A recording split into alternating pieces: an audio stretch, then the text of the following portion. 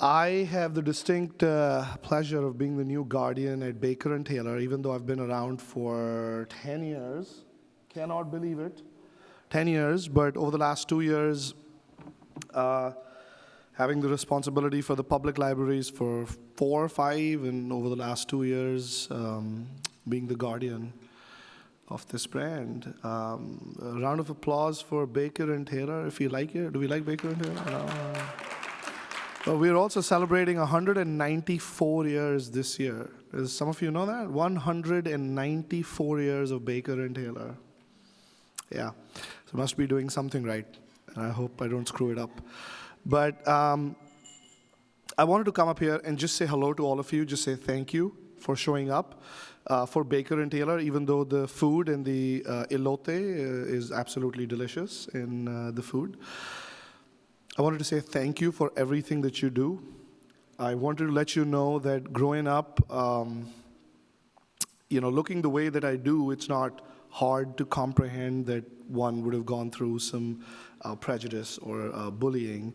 And I may not remember all my teachers. I don't even remember the names of all my cousins, actually. But I remember each and every children's and my school librarian ever, because that was the only safe space I had. That was the only space where I was encouraged to be different, to take pride in being different, to take pride in thinking different. And would you know it, that some 35 years later, I would have a business that I would put my life savings in and have the greatest job that I can wish for. I wake up every day trying to support you fine people who are truly doing yeoman's work in this socio-political climate. Yeah, I mean, you guys need a round of applause. Can I have the Baker & Taylor team give a round of applause to all the librarians here, please? You guys are absolute rock stars, and we love you. And I'm not just saying that, but also you have such a great event lined up here. Our children and teens group led by their fearless leader. Do we know Bobby Benser? Can we get a round of applause for Bobby? I know it's hard to recognize her without the cat ears, but she looks sharp.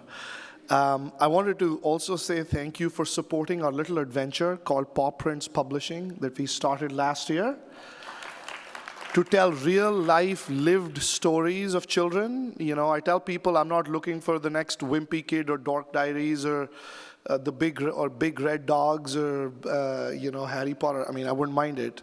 But what we're truly looking to do is tell real-life stories of lived experiences so that little kids can see themselves as heroes and heroines.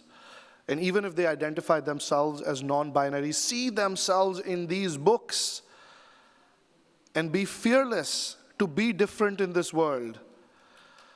You're going to hear, thank you, you're going to hear about a new platform that we are launching, and we aptly named it. I think it was Bobby and our head of communications, Whitney, outside, who aptly named it Boundless. And our credo is that when you're different and you have access to books that make you feel good, you can be boundless. When you want to do good in this world, you can be boundless. When you simply want to reach, you can be boundless. So with that, I'm going to hand this to your Master of Ceremonies, Bobby Benser, and for her to take you through our events of today. And again, thank you for everything that you do all day, every day. From the entire Baker & Taylor family, we are very, very proud of you. Thank you. Come on, Bobby. That's my girl right here. Thank you, Aman. Thank you for those welcoming remarks. Hi, everyone. Is everyone having a great ALA so far? Yeah?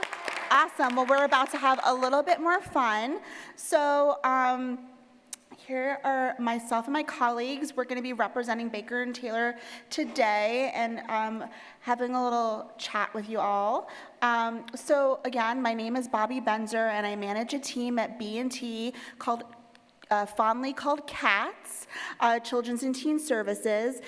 CATS has been around for a long time, and our goal as a team is to support youth services librarians across the country with their workflow, collection development, programming, and community engagement. We absolutely love what we do, and together we have close to 50 years of boots on the ground experience as MLS librarians and close to 30 years of experience in the children's book publishing industry. Many of you may be familiar with us. Many of you may work with us already. And if you do not, please come find me and my colleague Grace after the show here. We would love to talk to you. Our goal here today is to share some information and offerings you may not already know that we do, but that may be of interest to you. And I've highlighted those up there on the screen in red, but that's a little bit of a snapshot of everything that we do. But first, there's a theme for today's presentation, what my colleagues and I like to call the 3 E's. Everything we do, everything we strive to accomplish in CATS and at B&T really revolves around these 3 core values and our hopes for today's young people: empathy, empowerment, and engagement. Raise your hand if these are your goals for your young patrons in your communities. That's what I thought. All right, so let's start with engagement, something you all work tirelessly to achieve every day at your libraries. Something emblematic of that idea is up here on the screen here. So Aman spoke to it briefly a couple moments ago. I am excited to share that after a lot of enthusiasm and a lot of partnership with really great content providers and tireless work from our dev team at Baker and Taylor, we are launching our Boundless app, our reimagined digital platform here at ALA. It is called Boundless. And within that environment, there is a portal dedicated to young people called Boundless Kids and Teens. Boundless Kids and Teens provides patron access to popular and exclusive e-content, all with uncapped, simultaneous circulation potential and a special ecosystem specifically for young people. It's designed for patrons ages 3 through 18, and it aggregates all forms of e-media, a programming challenges utility akin to Beanstack and Read Squared, a reading Fitbit tracker, an announcements forum for all of you guys to communicate with your patrons, and a huge database of vetted, curated websites into one seamless user experience branded to your library. We really believe that this portal is a game changer for your library when it comes to hosting content, empowering your young patrons, creating synergy between your physical and virtual spaces, and of course, amplifying engagement. And to share more, I'd like to introduce my lovely colleague, Tarita Murray. She is our Director of Inside Sales and Enterprise Sales, and she talks about this like no one else, so I look forward to hearing her up here on the stage. Thank you, Tarita. Thank you, Bobby. Well, I got the mic now. We're about to let the cat out the bag. So thank you guys for coming. My name is Tarita Murray, and as Bobby mentioned, I am challenged with directing an inside sales team, but in addition to that, I am part of the enterprise sales team, which means I am boots on the ground. I am in the library. I am in your space. And I love what I do. And so this is not a job, it's a passion. It's a passion to be able to empower, to be able to engage. And I just want to give you a little bit about my background and give you a little bit of who is Tarita. Grew up in Houston, Texas, in a community called South Park. Now, it's rich in history and culture, but in the 80s, not so good. Crime had taken over. There was a lot of theft. There was a lot of drug use. The community had really suffered. And I, unlike some of my neighbors, I was fortunate. I had parents that worked outside of the home, that were educators, and who believed in just creating a safe space for us. So my after schools, my mom worked with the bus driver. He dropped us off on Reed Road, and we walked to the library. That was where I spent my afternoons, my after-school time. And I loved it because it was my safe space. My librarians that worked in that library, they made me feel comfortable, although there was not a single African-American librarian in that library. I didn't see books that looked like me on the cover. Only time I saw really books about Blacks was in February. And I'm like, okay, read that, know about that, did that already. And so I found my space, I found my voice, I found my rhythm by reading. And reading allowed me to go beyond. I traveled the world through books. And you know, I went on to college, and I'll tell you a funny thing about me. I was always that resourceful, resilient child. And what I mean by that is that I finished college, I told my mom, I'm gonna take a year off to travel. I want to travel the world. Some of my friends are doing this whole, let's take a year off and travel. She pulls me to the side, like my mother can only do. Well, you know, sweetie, we don't have it like that. You need a job. So what did I do? I went and got a job as a flight attendant. And guess what? I traveled the world. And I did that because it was the love of reading. It was the books that I read. It was the things that allowed me to go beyond my circumstances and rise above that. And my life quest is to help my library partners do that same thing, empower that young reader, give them content that represents them, give them a place that's safe. And that's what I see when I go out to libraries. The first thing I look at, what's on display? What's front-facing? What books do I see on the shelves that represent my story? And we at Baker and Taylor took that to heart. And we've developed our own line of content that does that very thing. We bring the stories to the forefront so that people like me, people like, you know, Aman, our story is out there.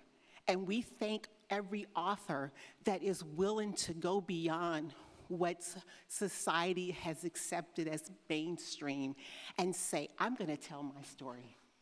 I'm gonna put it in writing because I've got something special that people need to know about.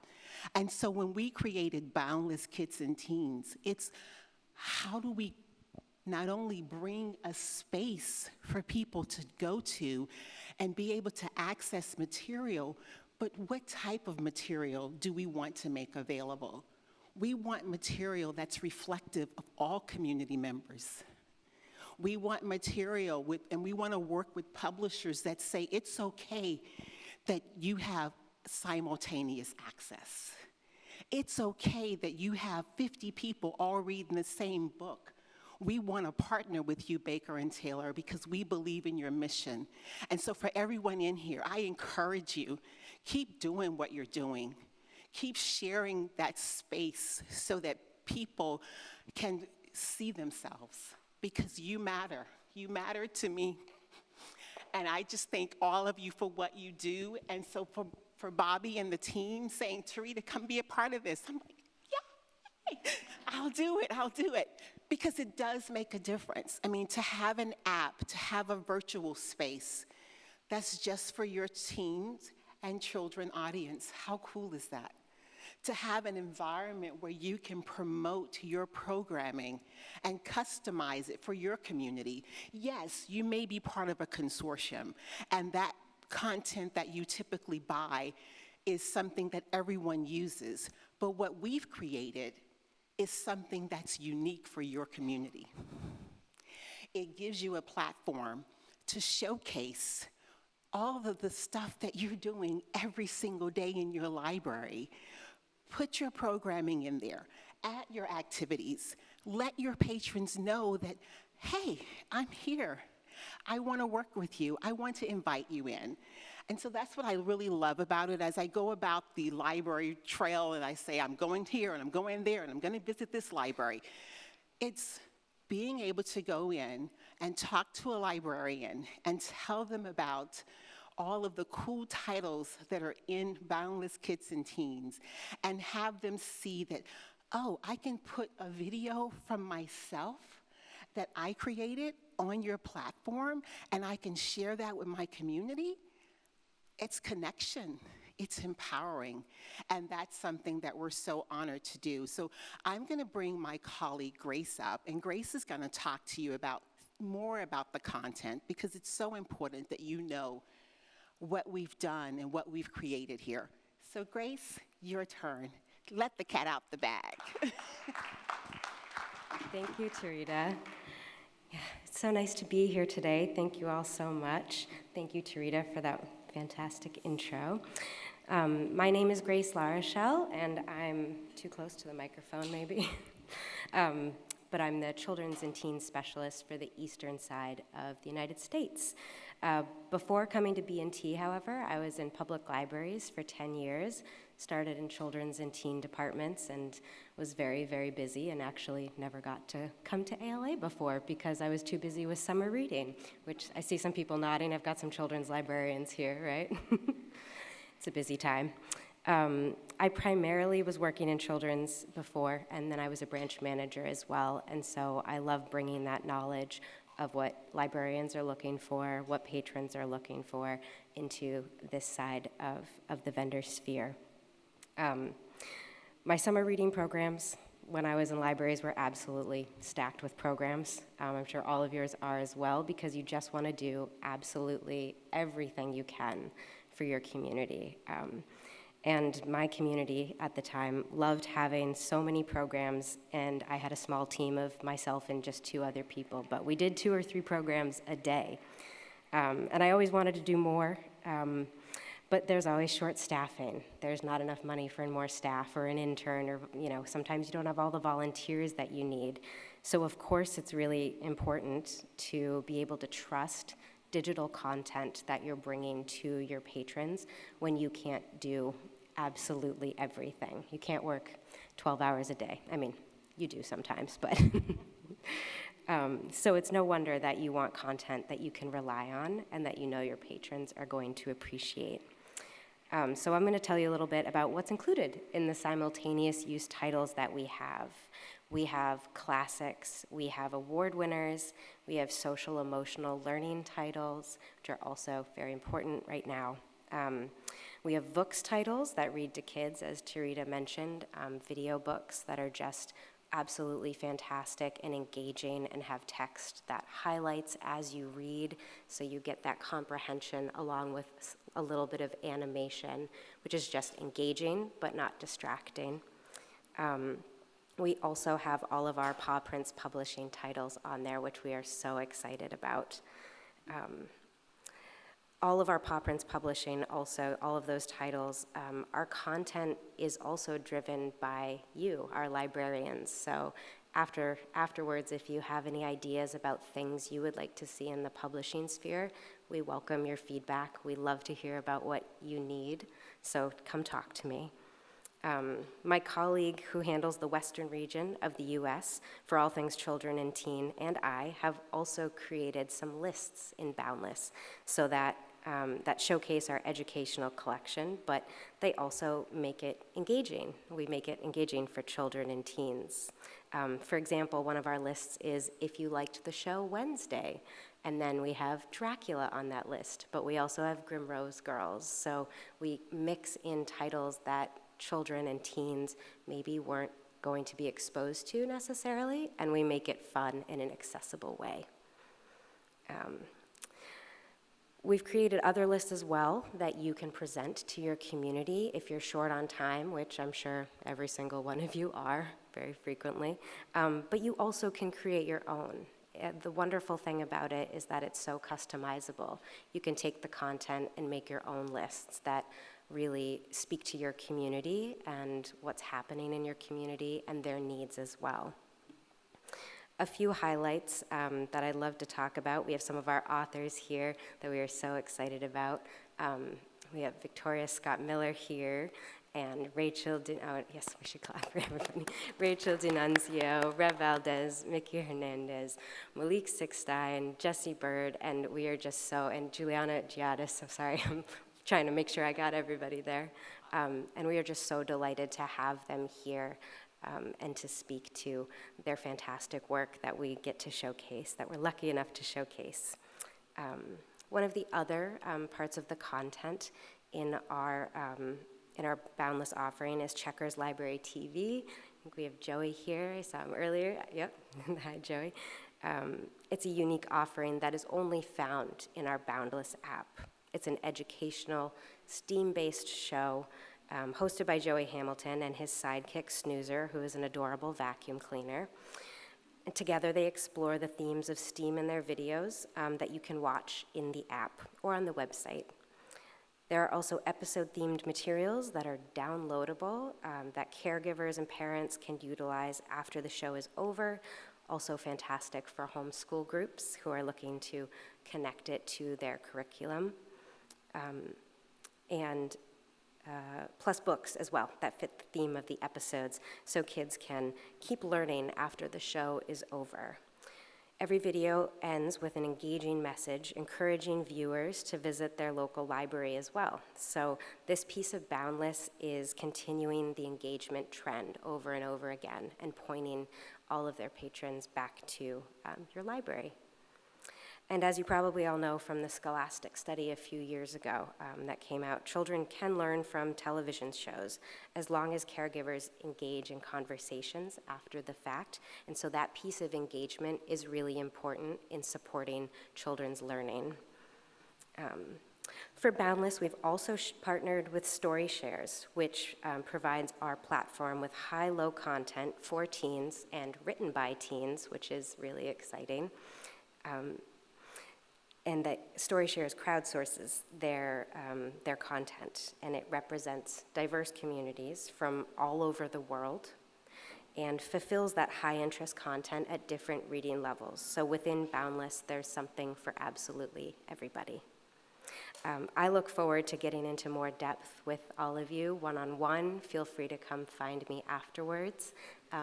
And please come chat with me about Boundless, about our authors. I'd love to introduce you to some and chat with you more to hear about how your library is moving forward this year. Thank you so much. I'm going to turn it back over to Bobby. Thank you, Grace. So something I just want to share before we head into the second part of our, isn't this working? Our,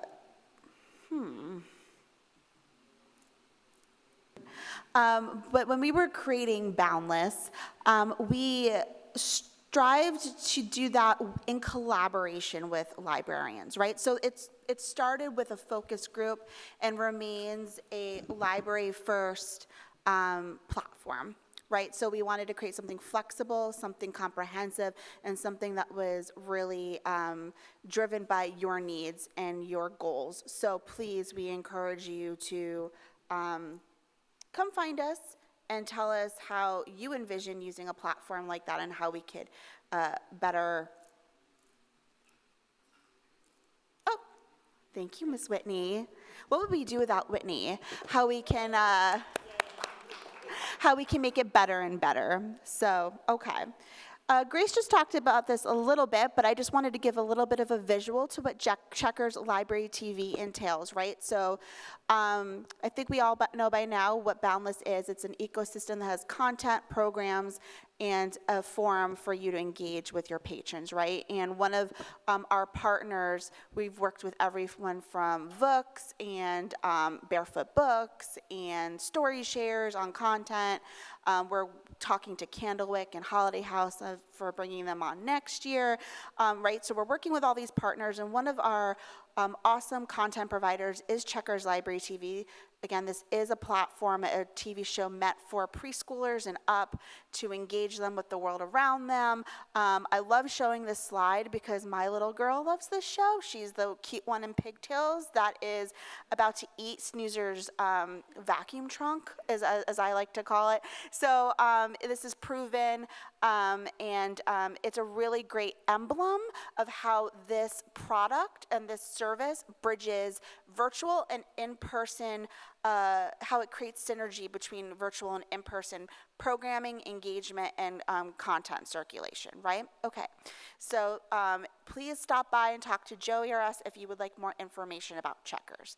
Now, we have waxed poetic about how much how excited we are about our Pawprints Publishing program. To say it's been a highlight of my career in book publishing would be an understatement, and it's been particularly rewarding for me as a relatively new parent to be able to bring books to market that showcase diverse and authentic voices, especially because I want my little girl to be exposed to identities, cultures that go beyond our own, right? So to say that it's been an absolute pleasure to be part of this, again, would be an understatement. Today, we have the pleasure of having a myriad of our authors, current and future, here to talk about about their books and how they really represent the 3 E's that are important to our mission statement. So we're going to welcome some of them on the stage now.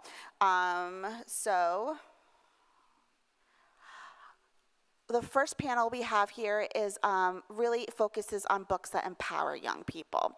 So I'd like to welcome Malik Sixstein up to the stage. He is the author of I Grab the Mic. Malik is a psychologist, hip-hop historian, proud bison, and a former hip-hop recording artist who co-authored a critically acclaimed YA novel, Let Me Hear a Rhyme. He grew up in Harlem.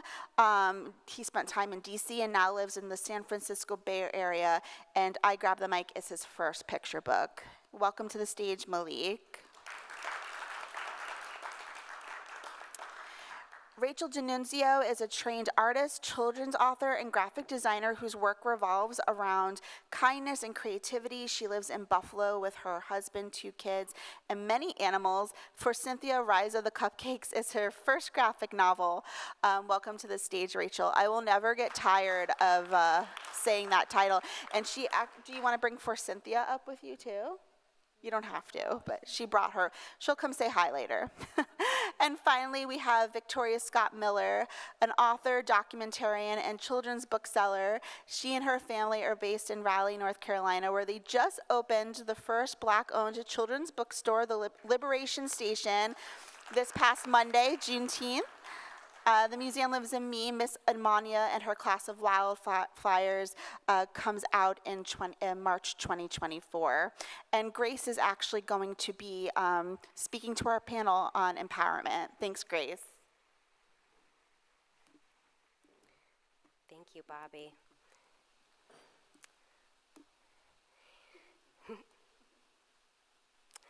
Yes, so I'm going to be interviewing each one of these fantastic authors. So I'm going to just dive right in, and for each panelist, maybe we can start with Malik and work our way down. Can you please tell us just a little bit about your book, maybe a 15-second quick elevator pitch? Oh, yes, please turn your mics on. Thank you. Test. Hello. Great DJing earlier, by the way. We appreciate it. So tell us a little bit about your book, a 15-second elevator pitch, and a little bit about its origin story. Okay. Thank you. First of all, can I say I'm glad all of you are here so I can say my name correct, Malik 16, like the number. So now everyone knows and we all have it.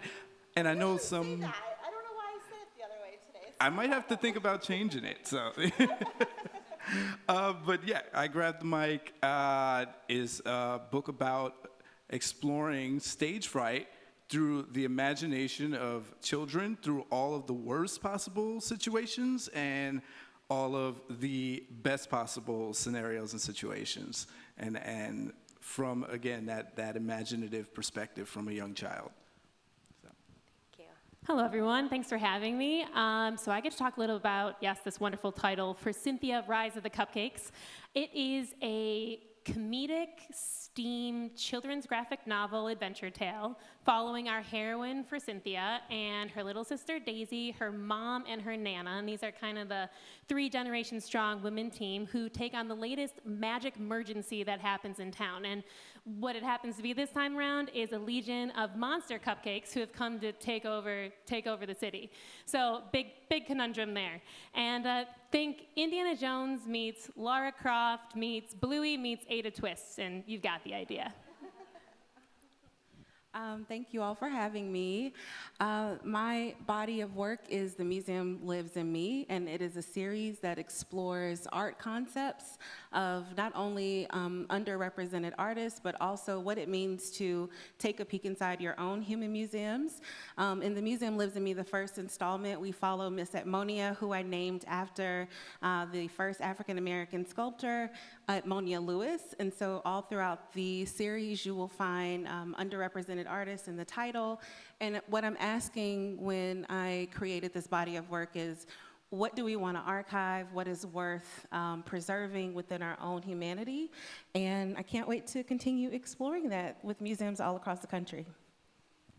Thank you. I'm next going to move in for each of you again.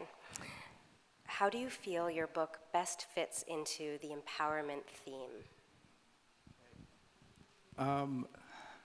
Great question.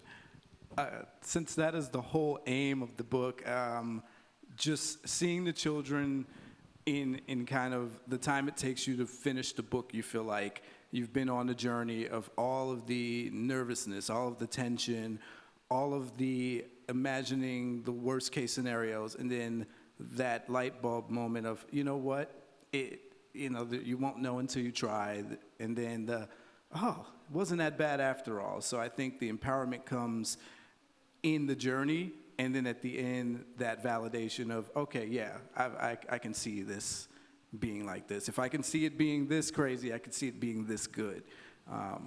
And the different depictions also makes it more manageable too, because it's like, okay, I can't relate to this page, but I can relate to that page, that kind of thing. Thank you. So at the heart of For Cynthia is a story of teamwork. And these 3 generations of dragon women, strong, confident, capable dragon women, come together to support each other in solving some of these pretty big problems that arise, but they're also doing so with love and support and lifting each other up along the way. Excellent. Oh, and with The Museum Lives in Me, what I hope children leave with is an understanding of their contribution. When we opened up Liberation Station, which is the name of our bookstore, I often say that it would be a classroom for some and a mirror for others. And so I feel that children that might not necessarily be exposed to museums can walk away knowing that the first museum they'll ever visit is the one inside of themselves, and that, take the opportunity to get curious about exploring your own art within yourself. So that's what I hope to gain. Beautiful. Thank you. So a question for Malik. We have to know, did you have stage fright as a kid? And what motivated this story? 2-parter. I love it. This question comes up so much from just people who see the title, who first learned that I wrote it, and I always answer it by saying, because I was a little ham growing up, and so I never really had stage fright, but I know that I'm the exception, not the norm, and because of that, I wanted to speak to how common that experience is, especially in young children who find themselves in positions to have to perform involuntarily in most cases, right? Stand in front of class and, read your project, or we're in this school play, or violin recital, all of these things. And so I wanted to speak to that majority that is full of nerves and not, ready for the spotlight. Wonderful. And so that motivated the story as well? Yes, Yeah. definitely. For Rachel, can you tell us a little bit about your process, since you're both the illustrator and the story's writer? Absolutely. So this has been really interesting for me. So I come from 32-page picture books, your standard picture books. So let's do a little quick math here. 32-page picture book breaks down into about 16 spreads. So when you take on a picture book, Usually you got about 16 full illustrations that are going to tell the story. All right, now jump to the world of graphic novels. This one is 140 pages. And on each spread, there could be 10 to 15 panels, okay? So no judgment if I get this wrong. At 140 pages, that's 1,400 illustrations baked into this book. I got that right, guys? Yeah, all right, cool. Awesome, thank you very much. So that's a lot happening. And the way this starts is I start by writing a script. So it's all dialogue with just like some illustrative notes. Once that's worked out, then I move into, and I'm using my hands because I put my laptop here and my drawing table's right here. I move on to the actual sketches of the pages. And when this happens, this is really where I feel more like a director to a movie than I do an author and illustrator these days. Because it's really not until I get my actors on the page, the characters on the page, where they are acting and reacting, and I can see, is the joke gonna land? How's the pacing? What needs to be put on one side, one spread? Where can I cut? All these different things. What's the camera angle? I spend so much time. If you were to walk in on me when I was working, you'd actually probably see a lot of this. Because it's not until I can actually see the scene in my head play out like a movie that I can then commit it to the page. So it's been such a learning curve, and it takes a lot of mental energy to get done. And I just feel very fortunate to be able to do it. I'm having an absolute blast. Fantastic. Thank you. And for Victoria, can you talk a little bit about The Museum Lives in Me as a series, and where you see the next few books going? That's a great question. So The Museum Lives in Me, I think, began when watching my own children kind of explore the museum. I got to see how connected they become with artwork. You know, in the first installment, you'll see a child that is neurodivergent, and that represents, you know, our own son, Emerson. And so sometimes people don't know that when you go into museums, colors are loud, colors have sound. And being able to not only explore the museum at your own pace, but to be able to find your humanity within it, I think is really important. And so the next installment is actually already complete. It's going to be Miss, oh my God, listen, my brain. So this is Miss Edmonia and her class of wildfires, and the next one is Miss Mary and the Forget-Me-Nots. And so the second installment will be following a class where the teacher, growing up as a child, was told to not touch, don't look. When you go into museums, just kind of observe. And her class, they wear these little red ribbons around their fingers to remember all of the rules. And so then they go into this museum where they are forced to explore and to touch. And so I'm excited to see how the teacher in this installment will find her own human museum and piece of artwork by being able to interact with the museum itself. We're excited about that too. Yes. Back over to Malik. How did you go about writing the verse for the book? Did you do a lot of reading out loud for this? You know, in hindsight, I wish I did. I see how much the book gets associated with hip hop, and I didn't think about when I think about classic rhyming children's books that follow, you know, simple syncopation and a simple cadence. It was my illustrator pointed out to me. She's like, Malik, this is very much written in like a kind of slam poetry style, because there's some pages where syllables are stretched and the rhymes don't land until the fifth line, you know, so very offbeat.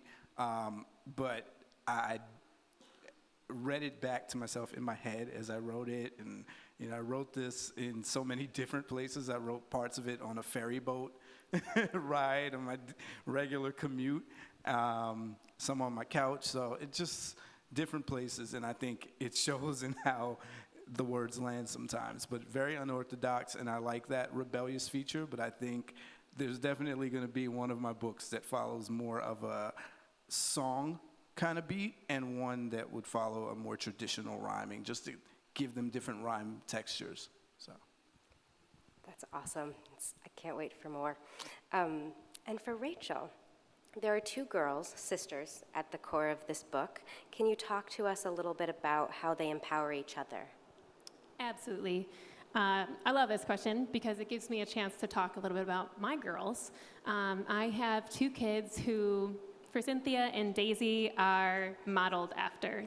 It's really not until I can hear their voices and see their personalities and get their banter down that I know I have for Cynthia and Daisy right. And I guess suffice to say, the Nana character, who we affectionately call Nan, is my mom. And, you know, in real life, we're 3 generations of women who stick together and have each other's backs. And, you know, that's what I put into my story. And, you know, now that I'm a parent, my mom and I have really cool conversations about being a mom. And I get to reflect, especially as a writer, putting into different things into the story, to how my mom parented me. And a couple of things stand out. The first was my mom had a firm rule in our house that whatever you set your mind to, you could do. If we approached her as a 10-year-old and wanted to cook a 7-course meal for a group of people coming in, she would never approach it with judgment. She would never turn you down. She'd say, okay, let's figure it out. How are we going to do this? And so we had a fearless attitude, my brother and I, growing up, where we felt encouraged and capable always. And that's something I look to bake into this book with all of the different things that are happening, is a sense of capability. Another thing my mom did was and that I do with I work and strive to do with my girls, is defend who I was inside, my meanness. In today's day and world, I think we call it our authentic self. The way she would say it growing up is she'd say, you know, you were my sunshine, and I did everything that I could to make sure that nobody could squelch the flame. And when I write these characters, when I write this book, I try to preserve the authentic self of the characters, and there is no larger champion of doing this than Daisy for Cynthia and for Cynthia for Daisy. They are each other's champions and are there without asking or any explanation. Wonderful. Oh, there it is. Okay. Thought my mic was off for a sec. Thank you. For Victoria, what's your trait or traits? And did art help you see them in yourself? And maybe you can tell us a little bit about also how art has affected you in your life. So my father was a historical photographer, and I received my first piece of original art for my 4th birthday. And it was a picture of 4 little black girls just reading a comic book, actually. And there were like board games on the side. And so with art, I always recognized and had a human experience towards art, and me being a piece of it. I grew up with books that represented the household that I grew up in. I grew up in a house with 3 women like yourself and 3 strong, black women. And so I saw art all around me. And when I go into museums, into these spaces, I don't necessarily see what I saw reflected in my home. And that's why I felt that this body of work was so important, to be able to highlight underrepresented artists, to be able to highlight character traits, which you asked about. And I would say I am spontaneously innovative. And I think that is a character trait for me because, a lot of folks will say, well, how do you come up with all of these ideas? And my son, who I brought here today, Langston, he will tell you I literally can sometimes sit in a room and write for hours and have a complete product.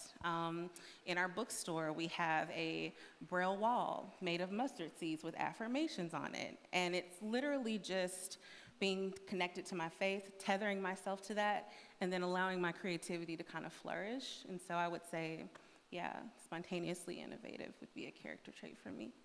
That's a fantastic character trait.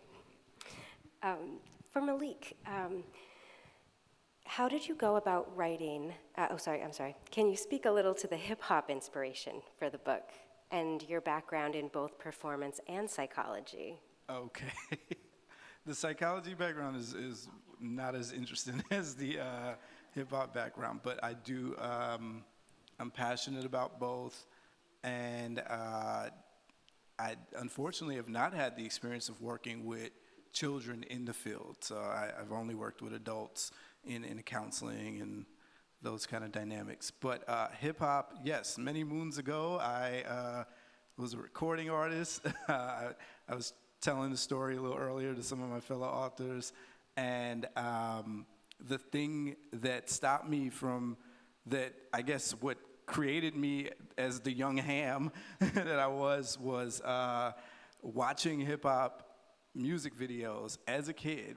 And one of the songs that changed my world, my little world, was a song by Eric B. and Rakim, and it inspired the title of this book, and I know Bobby wanted me to rap, and Grace said I have to. So what I'll do, I'll recite the opening from that song that like made me say, oh, that's it, that's what I'm gonna do. So the song is called Microphone Fiend by Eric B. and Rakim, and it starts, I'm gonna put in my Rakim voice. He said, I was a fiend before I became a teen. I melted microphones instead of cones of ice cream, music orientated. So when hip hop was originated, fitted like pieces of puzzles, complicated. Cause I grabbed the mic and try to say, yes, y'all, they try to take it and say that I'm too small. Cool, cause I don't get upset. I kick a hole in the speaker, pull a plug, then I jet.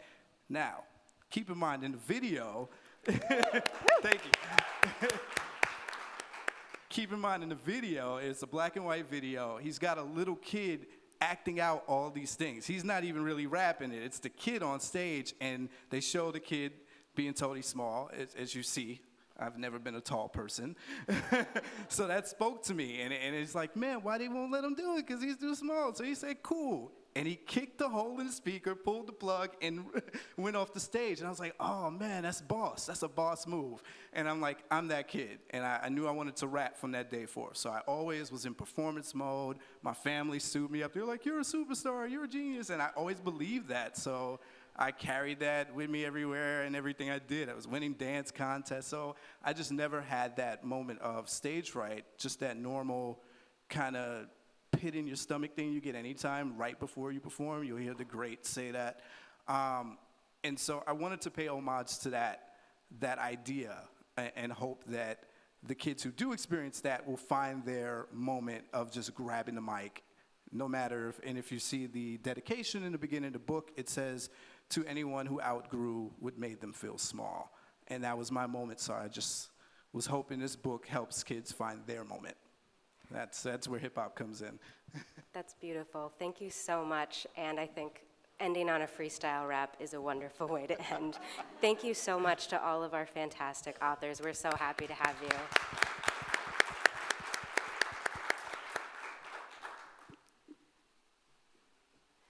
Yes, thank you for humoring me, Malik. I just feel like everyone should show off the talents that they have, so thank you. So excited that all three of you are part of our program. If you want to exit the stage, I'm going to welcome up our next panel. Let's see. And we are going to have an opportunity for mingling after the session, so please stick around. Up next, we have Rev Valdez, who is a Filipino-American illustrator based in Brentwood, California. He's passionate about introducing readers to the myths of Filipino culture through funny and visual storytelling. Bunso Meets a Mumu is his first picture book. Thank you, Rev.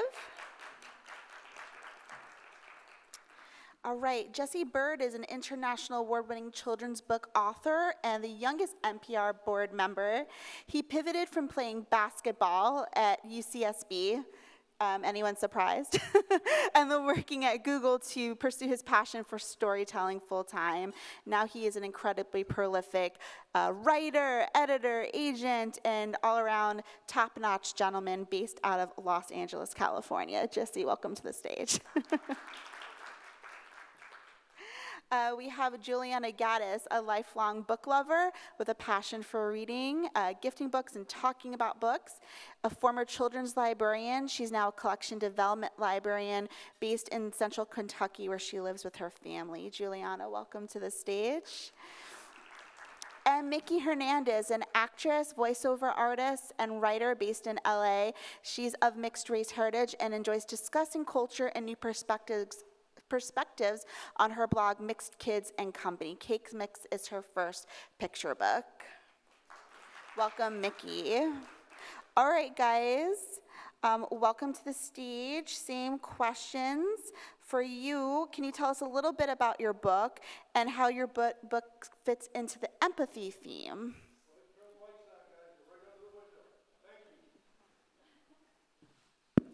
Testing. You're good, Rev. All right. What's the question again? What'd you say? What was the question? Oh, can you just tell us a little bit about your book and how you think it fits into empathy? All right. So my book is Bunso Meets a Mumu, and it tells a story about the main character, Bunso, how he meets the boogeyman of his culture, which is called the Mumu.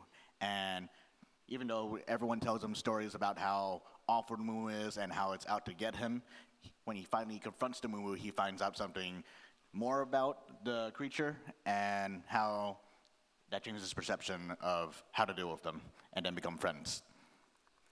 Yeah, it is so freaking cute. And were you the Bunso growing up, the youngest in your family? Is it based off of Am I the Bunso? So Yeah. Bunso is a Filipino honorific term for youngest child. And so for the longest time, I was, yes, the Bunso of my family until 10 years later, I had 2 other siblings. Okay, all right. I'm a retired Bunso. Jesse, same question. So I was really, really fortunate enough to be able to work on this book with Karina Ho, who is the other author of this story. She's a differently able Chinese-American musician, dancer. She uses a wheelchair. And what we were really passionate about was showing how, one, her difference doesn't define her, and also, and this book is set in a very homogenous town. It's kind of like Pleasantville, if anybody's ever seen that movie. That was what the town was modeled off of. Even in the illustrations that Monica Paola Rodriguez did, you can see the town goes from more muted to more colorful as the book progresses, and so does our protagonist, right? But, you know, she wants to show what makes her different within this town, and she tries to do that via her school talent show. So, you know, the story is really about finding your voice, your identity, and feeling brave enough to express who you are beyond maybe what others see of you. So, lucky to work with her and lucky to work with Pawprints on this. Yeah, one thing I love, because I had the pleasure of taking Karina on a tour in the Mid-Atlantic when this book first came out last month, and she was just talking about how funny she still thinks it is, just how different the two of you. I mean, you're such good friends, you're such great creative partners, but she always likes to joke that she's a very quiet Asian American, you know, young woman, and you're very boisterous. You're Jessie, right? You use your legs. You're the functioning legs. So, can you talk a little bit about, you know, just the idea of like how this maybe just the journey of writing this book together helped you more become a more empathetic person, even though you're one of the most empathetic people I know. Yeah, I mean, I think we all have things that exist outside of our purview and our lived experience. The way Karina and I connected is I heard her on a podcast from a local group in Oakland. She was telling her story, and I reached out and I said, hey, do you have any interest in sharing a version of your story or a microcosm for children? Because I really think it's quite powerful. And then we kicked around ideas for about 6 months or so. But during that process, of course, I learned a lot about the ADA and a whole bunch of other things that kind of exist outside of my personal lived experience. And it's just been phenomenal for us to be able to share cross-culturally, but also, you know, throughout our different experiences of life. So yeah, I think there have been things that I've been closer to now that Karina and I are friends and creative partners and writing partners that didn't currently exist in my immediate world. So it's awesome to have those touch points and just to become more understanding, you know, sensitive, empathetic, knowledgeable about the journey of others. And this book is incredibly clever because I think what makes it stress the idea of empathy so much is because in the beginning of this book, you think that this girl, Mara, who's so bright and bubbly, is teased and misunderstood because she is different in that sense. But it's not revealed to the end of the book that she's in the wheelchair. So it really kind of tests your ideas of it just tests your perspective. So it's very clever and very special. Juliana, can you tell us a little bit about Minivan Mix-Up? So Minivan Mix-Up is just a really funny, silly, but relatable story about two families who look pretty different on the outside, but they have cheeky, mischievous toddlers who swap key fobs in the grocery store when moms aren't paying attention, and they end up with each other's minivan for part of the day without realizing it because they drive the same van, same color, same everything. It's about how we can find commonality with people anywhere, and when you meet somebody new, it's a perfect opportunity to make a new friend. Everything does get resolved by the end. I don't want to spoil it for you, but it's just a really sweet, funny story. So, about how we're more similar than we are different. And Mickey.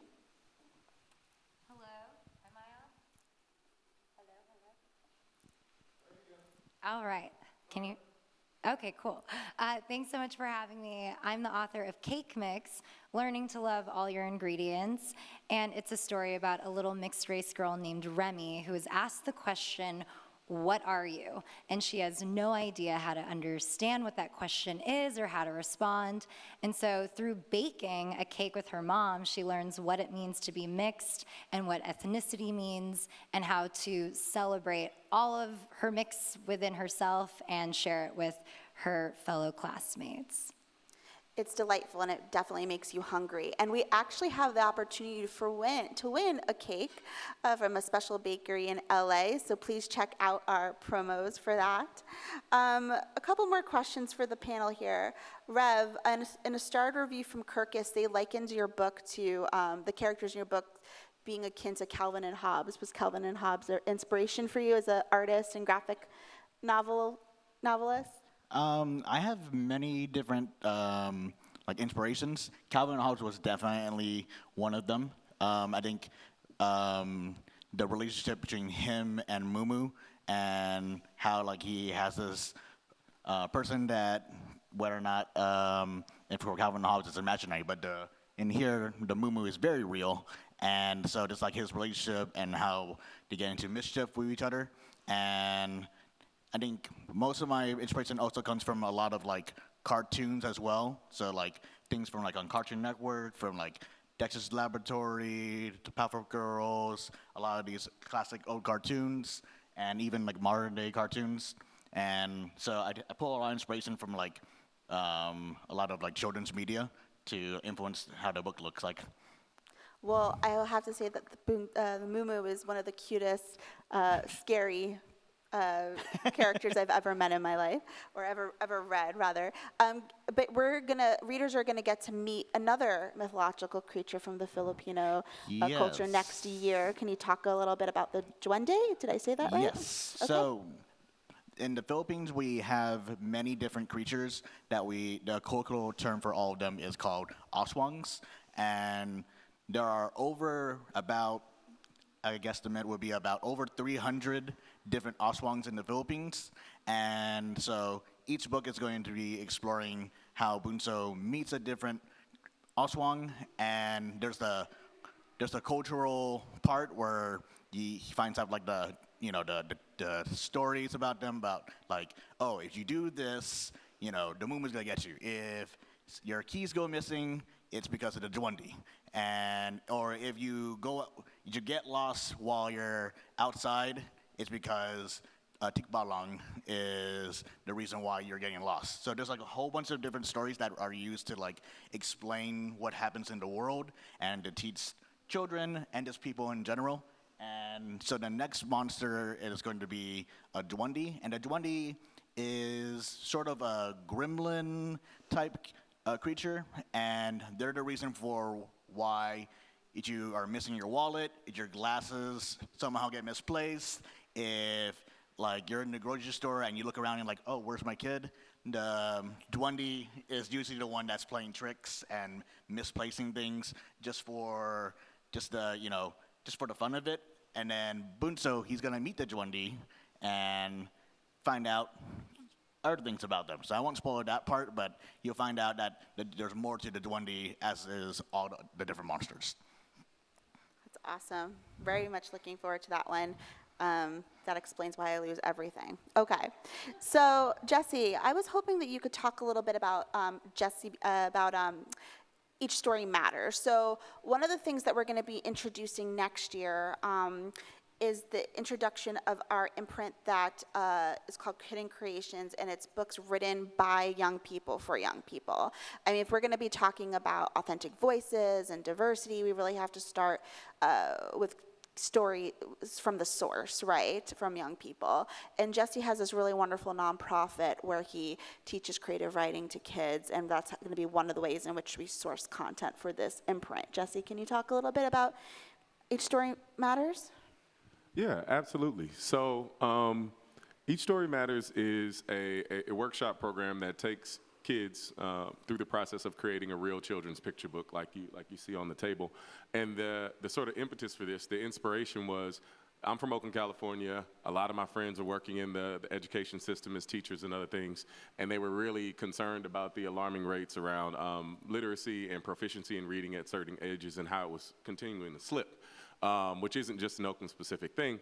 But, you know, what we were thinking about, from there I was like, okay, besides a regular reading habit, besides a daily reading diet, what are some other things we can do to make story less foreign, less daunting, less estranged from kids? And I was like, well, what if we made one? What if we got in the kitchen, lifted up the hood to the car, got to see how all the gears turn, and we made a story together. So this workshop does that. We make one story by committee, and then it gets partnered with a professional author and our illustrator. Rev has been our author illustrator for one of the books, which was fantastic, called Hollow Monster, story the kids made up about a house that's half Halloween, half Christmas, and it's just great. So you get all the fun, all the silliness of, you know, the kids making all the core elements of the story, where the world is, you know, what the characters are, what the strengths and weaknesses are, what the plot journey is, things like that.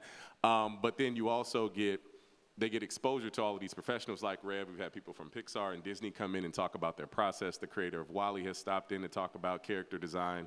One of the directors of Coco has stopped in to talk about storyboarding and organizing your story and scenes.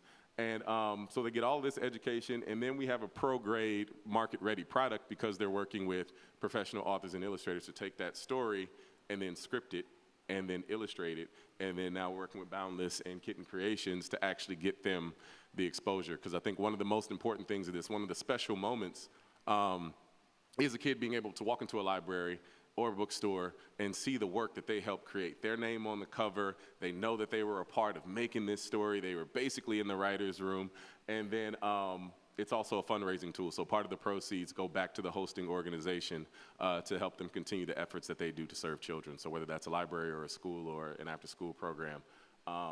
So it's meant to be that as well. But yeah, I have a lot of fun. The stories they come up with are always inspiring, they're always unique. And they're the things that they want to see. And you learn a lot about what they're going through, what they're thinking about, what their fears are, what their concerns are, because they're baking all of that into suggestions into what we should put into the book. So yeah, learning a lot through this program, and I just feel lucky to be able to make some of these books and work with amazing talent who are, you know, willing to go on the journey too and help the kids make the stories. Again, empowering and engaging young people. So if that sounds of interest to you for your library, Jesse's going to be around after to talk to you about that. Just a couple more questions.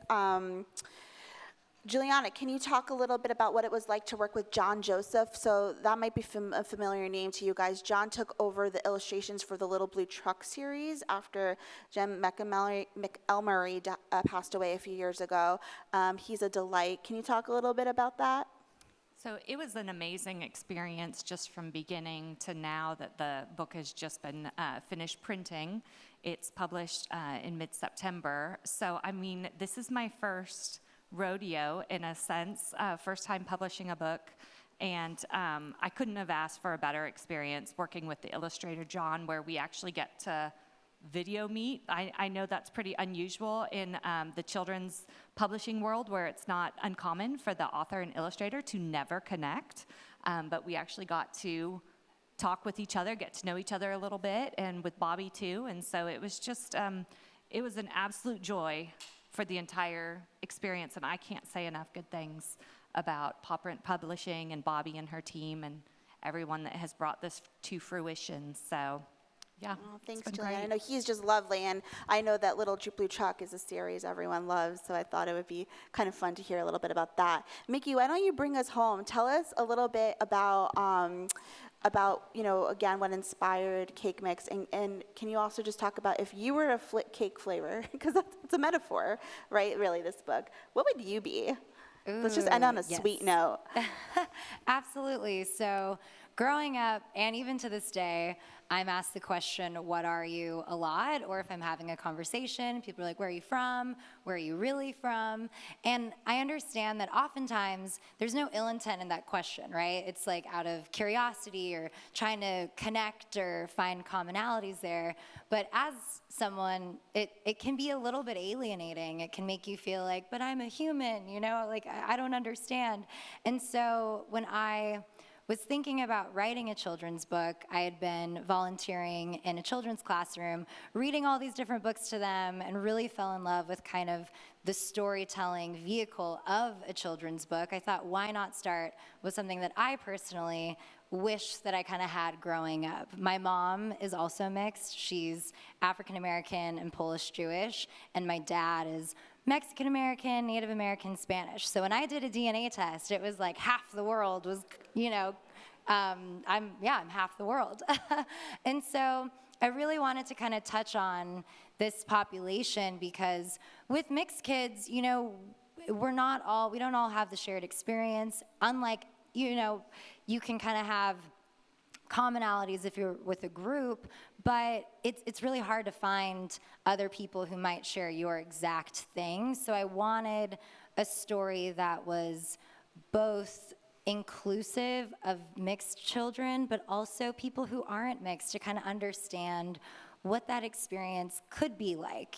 How I'm hoping that this will create conversations of what are other questions besides what are you that you can ask someone to get to know them? What are some other ways that you can understand your mix, even if you are maybe like one race? I think if we can all kind of like explore different sides of ourselves and things that make up our identity, including ethnicity, but also are you brave, are you shy, or just kind of thinking about identity as a very like intersectional type of topic. So why not do it through food? I mean, I wish I could say I started off as an amazing baker. To this day, I still can't really bake, but it's something that I kind of grew up loving, of sweets, and it's very whimsical for kids. It really catches all of the senses, and it's an activity that parents can do with their children, or in a classroom they might have a baking day or something. And so to bring it home, if I were a cake, I watch a lot of Bake Off, so I'm gonna show off my terms. I would be a chocolate chip espresso cheesecake with some ganache and buttercream flowers made out of all of the different chocolates, maybe with some meringue things here and there. What kind of meringue? I'm Kind just of, kidding. You don't watch pistachio Bake Off. meringue. No, I'm just kidding. Well, that sounds delicious. Your book is delightful. You're all lovely. We are so proud of all of you. This is just a little taste, no pun intended, of our program and what we're offering. So now the cat is out of the bag. And truly, this program, like everything we do at Baker and Taylor and Katz, is library forward. So we welcome your input, your ideas for books. We want to hear what's missing from your collections. We want to hear about the challenges you're facing, so we can provide solutions. So I thank you on behalf of my colleagues for everything you do for your community. We will be around, so come say hello. We do have books at our booth. The authors will be signing or have signed, and we hope you enjoy the rest of your show. Thank you so much.